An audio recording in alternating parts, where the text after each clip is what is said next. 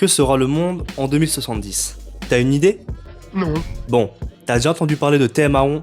Je te la fais simple parce qu'il y a beaucoup de choses à dire. C'est un livre de science-fiction écrit par Michael Rock en 2022. Et c'est pas un peintre dont on parle, car ce monsieur est un précurseur qui puise dans l'afrofuturisme pour nous dépeindre une fresque de science-fiction caribéenne francophone. Mais ça parle de quoi en fait, Thé Marron? Issu du créole, terre marron renvoie au verbe marronner, qui désigne l'action de fuite des propriétés esclavagistes pendant la période de l'esclavage. Cette quête de liberté, on la retrouve dans Thé Marron, où la Caraïbe s'est affranchie des métropoles néocoloniales. Elle a bâti sa propre société, démocratique et multiculturelle, autour de Lanville, une cité titanesque et technologiquement avancée qui s'étend vers le ciel. Cependant, malgré cette révolution aboutie, la liberté des individus n'est pas acquise. Lanville se découpe en deux mondes, en haut et en bas, pauvres et riches.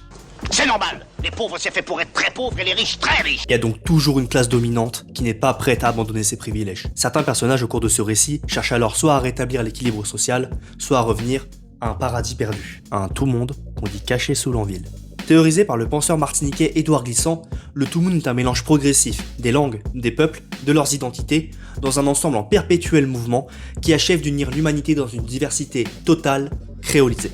Mais ici, le tout-monde a un double sens. Est-ce un rêve inatteignable pour les personnages, ou un lieu réel, dissimulé par des kilotonnes de béton, là où se tenait la terre ferme autrefois? Michael Rock use de tout l'arsenal technologique que peut proposer la SF et prend en compte l'impact de problématiques actuelles telles que le dérèglement climatique. Il interroge également la question de l'identité, en invitant les langues créoles dans son récit pour les mêler au français, sans oublier les références faites aux autres langues et cultures de la Caraïbe, d'une histoire faite de mélange, de douleur et de partage. Le marronnage est donc un retour à la liberté, à des pratiques ancestrales qui s'inscrivent à la fin du XXIe siècle, selon l'auteur, dans un tout nouveau paradigme. La diversité des corps et des esprits par la créolisation du monde où la Caraïbe constitue une fenêtre pour observer notre avenir. Alors lisez Thé Marron et sa suite qui arrive le 5 mars en librairie et partons ensemble à la recherche du tout-monde. On doit aller pour nous river.